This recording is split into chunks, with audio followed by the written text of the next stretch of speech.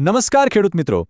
આપણા ગયા વિશ્લેષણ પછી ઘણા બધા લોકોના સવાલ હતા કે ભાઈ 2026માં કઈ યોજનાઓ આવવાની છે. તો બસ એ જ સવાલનો જવાબ લઈને આજે આપણે અહીંયા છીએ. આજે આપણે ખેડૂતો માટેની 5 સૌથી મોટી, સૌથી મહત્વની સરકારી સબસિડી યોજનાઓ વિશે વાત કરવાના છીએ, એ પણ એકદમ સંપૂર્ણ વિગતો સાથે. તો સૌથી મોટો સવાલ એ જ છે ને કે ભાઈ આવનારા સમયમાં એટલે કે 2026માં આપણને ખેતી માટે સરકાર તરફથી કઈ મોટી મદદ મળી શકે છે. બસ આ જ વાતને આપણે આજે એકદમ સ્પષ્ટ રીતે સમજવાની કોશિશ કરીશું. તો ચાલો હવે સીધા જ મુદ્દા પર આવીએ. આપણે એક પછી એક ટોટલ 5 મુખ્ય સરકારી યોજનાઓની અંદર ઊંડા ઉતરીશું. બધી જ વિગતોને બારીકાઈથી સમજીશું, જેથી જ્યારે પણ આ યોજનાઓ આવે ત્યારે આપણે તેનો લાભ લેવા માટે સૌથી પહેલાં તૈયાર હોઈએ. ચાલો તો સૌથી પહેલી યોજના લઈએ. અને આ યોજના પશુપાલકો માટે ખરેખર બહુ જ કામની છે. જો કોઈના મનમાં પશુઓ માટે એક સારું છાપરું કે પાકો તબેલો બનાવવાનો વિચાર હોય તો જાણી લો કે સરકાર તરફથી આ કામ માટે બહુ જ સરસ સહાય મળે છે. અને કેટલી સહાય ખબર છે? આંકડો સાંભળજો. પૂરા 1,32,000 રૂપિયા સુધીની સબસિડી. અને આમાં ખાસ વાત એ છે કે શરૂઆત 4 પશુઓ માટે 70,000 રૂપિયાથી થાય છે. પછી જેમ જેમ પશુઓની સંખ્યા વધતી જાય એમ આ સહાયની રકમ પણ વધતી જાય છે. તો ટૂંકમાં કહીએ તો શું યાદ રાખવાનું છે? પહેલું, સબસિડીની રકમ. બીજું, તમારા ડોક્યુમેન્ટ્સ તૈયાર રાખવાના, જેમ કે પશુઓના કાન પર લગાવેલા ટેગિંગ નંબર, આધાર કાર્ડ, રેશન કાર્ડ, અને હા, સૌથી અગત્યનું, અરજી ક્યારે કરવી? તો એનો સમય લગભગ ઓગસ્ટ-સપ્ટેમ્બર મહિનાની આસપાસ હોઈ શકે છે. ઓકે, તો પશુઓની વાત થઈ ગઈ. હવે વાત કરીએ આપણા પાકની. પાક તૈયાર તો થઈ જાય, પણ એને બજાર સુધી પહોંચાડવો પણ એટલો જ જરૂરી છે, બરાબર ને? તો એના માટે છે આ બીજી યોજના, માલવાહક વાહન ખરીદવા માટેની સહાય.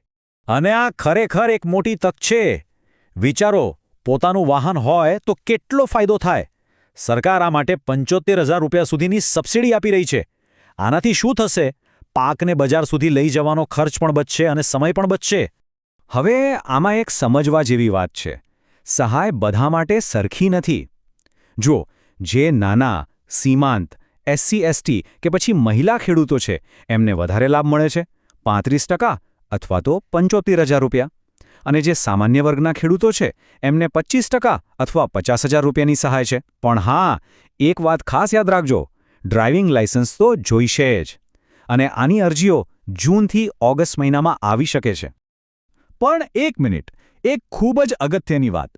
આ સહાય ત્યારે જ મળશે જો તમે વાહનનો ઉપયોગ ફક્ત અને ફક્ત ખેતીના માલ સામાનને લાવવા લઈ જવા માટે કરવાના હો, બીજા કોઈ અંગત કામ માટે નહીં. આ નિયમ એકદમ સ્પષ્ટ છે. ચાલો હવે આવીએ ત્રીજી યોજના પર. અને સાચું કહું ને તો આ એ યોજના છે જેની ખેડૂતો સૌથી વધુ રાહ જોતા હોય છે. કઈ? પોતાના જ ખેતરમાં પાક સાચવવા માટે ગોડાઉન બનાવવાની યોજના. જી હા, પોતાના ખેતરમાં ગોડાઉન બનાવવા માટે સરકાર તરફથી પૂરા 1 લાખ રૂપિયા સુધીની સબસિડી મળે છે. આનો ફાયદો શું? પાક તૈયાર થાય ત્યારે તરત વેચવાની જરૂર નહીં. એને સાચવી રાખો અને જ્યારે બજારમાં સારા ભાવ મળે ત્યારે વેચો. તો આમાં ગણતરી કેવી રીતે થાય છે? ખૂબ જ સરળ છે. ગોડાઉન બનાવવાનો જેટલો પણ ખર્ચ થાય એના 50% અથવા તો વધુમાં વધુ 1 લાખ રૂપિયા. આ બેમાંથી જે રકમ ઓછી હશે એટલી સહાય મળશે. અને હા, ડોક્યુમેન્ટ્સમાં તમારે ગોડાઉનનો એક અંદાજિત નકશો કે પ્લાન પણ આપવો પડશે. આના ફોર્મ પણ જૂન-ઓગસ્ટમાં જ આવવાની શક્યતા છે. અહીંયા પણ એક વાત ગાંઠ બાંધી લેજો. ગોડાઉન મનફાવે એવું નહીં બનાવી શકાય. એનું બાંધકામ સરકારના જે નક્કી કરેલા માપ અને નિયમો છે એ પ્રમાણે જ થવું જોઈએ. જો આમાં સહેજ પણ ભૂલ થઈ તો સબસિડી અટકી શકે છે. હવે જે યોજનાની વાત કરવાની છે એનાથી તો લગભગ બધા જ પરિચિત હશે. PM કિસાન યોજના. આ એ જ યોજના છે જેમાં સરકાર સીધા જ ખેડૂતોના બેંક ખાતામાં આર્થિક મદદ જમા કરાવે છે. તો આ યોજનામાં દર વર્ષે ટોટલ 6,000 રૂપિયાની સહાય મળે છે. અને આ પૈસા એકસાથે નથી આવતા. દર 4-4 મહિને 2,000 રૂપિયાના 3 હપ્તામાં સીધા ખાતામાં જમા થાય છે. અને આ યોજનાની સૌથી સારી વાત શું છે ખબર છે? કે જે નવા ખેડૂતો છે જેમને હજી આ યોજનાનો લાભ નથી મળ્યો એમના માટે અરજી કરવાની પ્રક્રિયા આખું વર્ષ ખુલ્લી જ રહે છે. બસ તમારું આધાર કાર્ડ, મોબાઈલ નંબર, 8 અને બેંકની વિગતો તૈયાર રાખવાની. પણ ઘણા ખેડૂતોની એક ફરિયાદ હોય છે કે અમારા હપ્તા તો આવતા જ બંધ થઈ ગયા છે. આવું ઘણા લોકો સાથે થયું છે. તો સવાલ એ છે કે જો હપ્તા આવતા બંધ થઈ ગયા હોય તો એનું કારણ શું હોઈ શકે? જુઓ, આના મુખ્યત્વે 2 જ કારણ હોઈ શકે છે. પહેલું, તમારું KYC બાકી હોય, એ કરાવવું ફરજિયાત છે. અને બીજું, તમારું જે ફાર્મર રજિસ્ટ્રેશન છે એ અપ ટુ ડેટ એટલે કે તાજું કરાવેલું હોવું જોઈએ. બસ આ 2 કામ કરાવી લો એટલે હપ્તા ફરીથી નિયમિત ચાલુ થઈ શકે છે. અને હવે આપણે આવી ગયા છીએ આપણી 5મી અને છેલ્લી યોજના પર. આ યોજના છે થ્રેશરની ખરીદી માટેની. આમાં સહાયની રકમ ખૂબ મોટી છે, પણ એની વિગતો થોડી ગૂંચવણભરી છે, એટલે આને જરા ધ્યાનથી સમજજો. ઓકે, તો આ યોજના સમજવા માટે સૌથી પહેલાં એ સમજવું પડશે કે સરકાર ખેડૂતોને 2 ભાગમાં જુએ છે. પહેલા, નાના અને સીમાંત ખેડૂતો, એટલે કે જેમની પાસે 2 હેક્ટર કરતાં ઓછી જમીન છે. અને બીજા, સામાન્ય અને મોટા ખેડૂતો, એટલે જેમની પાસે 2 હેક્ટર કરતાં વધુ જમીન છે. આખી સબસિડીની ગણતરી આના પર જ આધાર રાખે છે. તો પહેલા વાત કરીએ નાના અને સીમાંત ખેડૂતોની. એમને કેટલો લાભ મળે?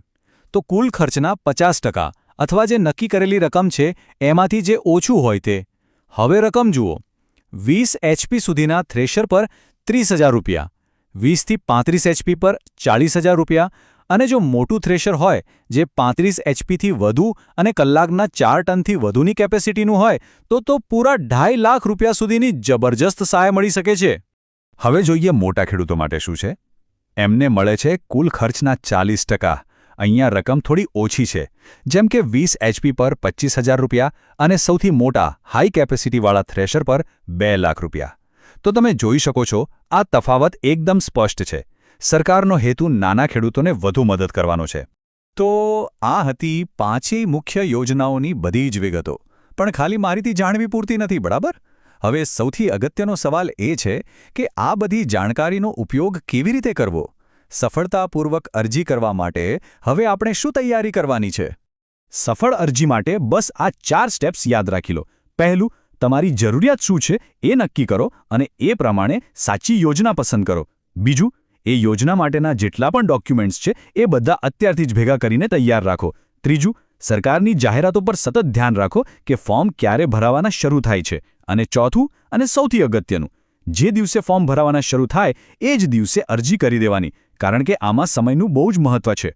તો હવે જ્યારે આ બધી જ યોજનાઓ વિશેની માહિતી આપણી પાસે છે, ત્યારે છેલ્લે એક સવાલ પોતાની જાતને પૂછવાનો છે. આ બધી તકોનો લાભ લઈને આપણે આપણી ખેતીને ક્યાં લઈ જવા માંગીએ છીએ? કઈ નવી ઊંચાઈ પર પહોંચાડવા માંગીએ છીએ? કારણ કે આનો જવાબ જ આપણું અને આપણી ખેતીનું ભવિષ્ય નક્કી કરશે.